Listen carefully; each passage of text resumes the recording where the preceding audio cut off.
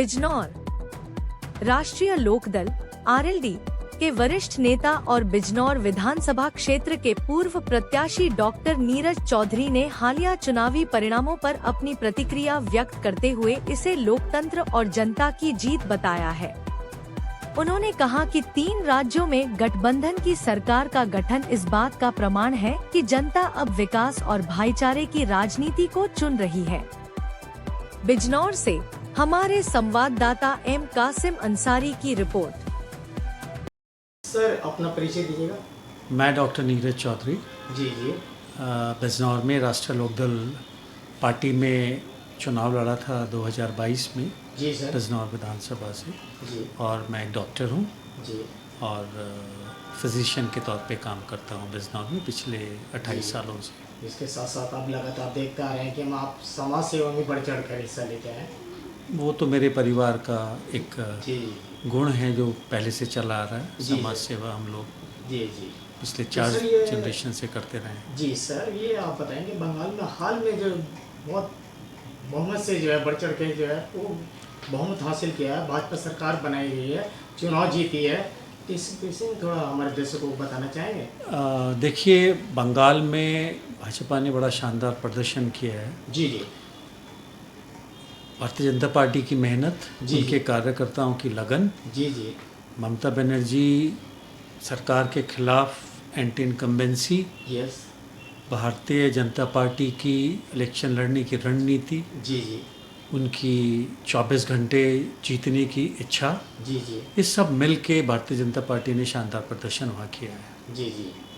तो और ये बताइए 40 साल के बाद में भाजपा ने सरकार बनाई है, इस पर क्या संदेश देना चाहेंगे वहाँ के कार्यकर्ताओं को, मतलब जो है वोटरों को, क्या आप संदेश देना चाहेंगे अपने माध्यम से?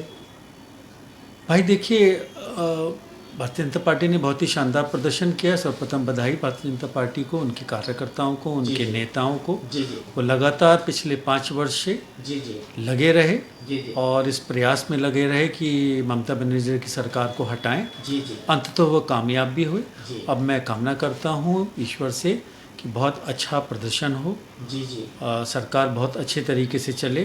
जी बंगाल में गया था बहुत समय पहले, वहाँ बिल्कुल विकास नहीं है। जी। बंगाल का विकास हो, जी। वहाँ बहुत गरीबी है, जी। गरीबी हटे, सुख समृद्धि आए। जी सर, मैं ईश्वर से यही कामना करता हूँ। जैसे कि वहाँ 3 राज्यों में चुनाव है, पांडिचेरी, असम है और जो है बंगाल में, इस बारे में वहाँ भी पूर्ण बहुमत मिला है सरकार को या गठबंधन किया है किसी दल से?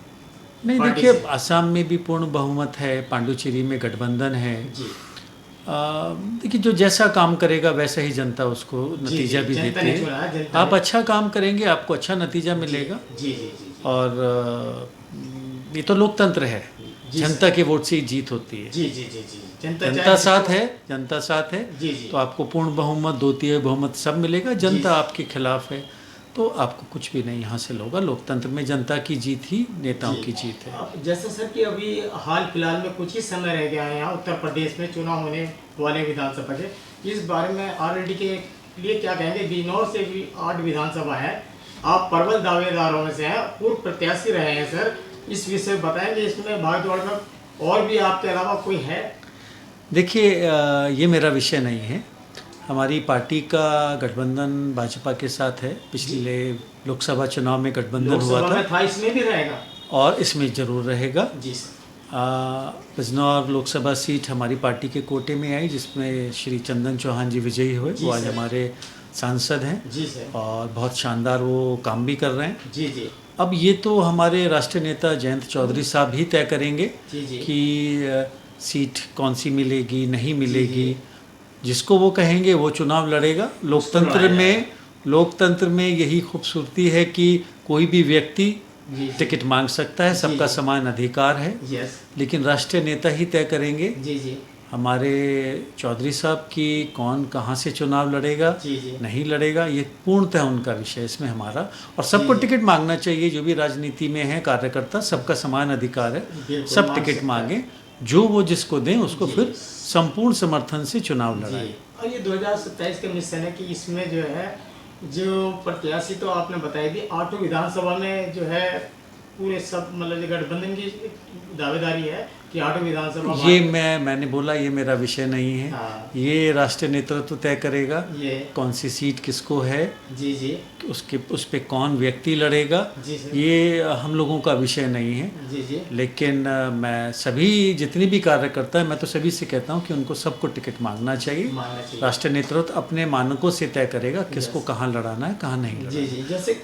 जैसे सर आपको काफ़ी समय हो गया है, समाजवादी पार्टी में भी रहे और इस टाइम पे गठबंधन लोकदल में भी रहे, फिलहाल हैं गठबंधन की उसमें, और आपके कड़क प्रयास से सांसद बनाया चंद्र चौहान साहब को। इस बारे में क्या कहेंगे कि यहाँ अगर भाजपा की सरकार क्या संभावित आपके उत्तर प्रदेश में, जैसे कि देखने को मिल रहा है कि बढ़ चढ़ के समाजवादी पार्टी में लोग शामिल हो रहे हैं, क्या थोड़ा सा हम बताना चाहेंगे? ये कड़वा सच है। देखिए आपको कोई शक लगता है कि भाजपा की सरकार नहीं आएगी? मुझे तो कोई शक नहीं लगता। सच ये है कि अब की बार जैसे कि बता रहे हैं कि अब की बार साइकिल की सरकार ये वो, मैं नहीं कह रहा, देखिए मैं दावा नहीं कर रहा, आप दावा नहीं कर रहे हैं। नहीं, कोई भी दावा नहीं कर सकता। लोकतंत्र में जनता ही तय करती है किसकी सरकार आएगी किसकी सरकार नहीं आएगी। ये आप हम तय नहीं कर सकते।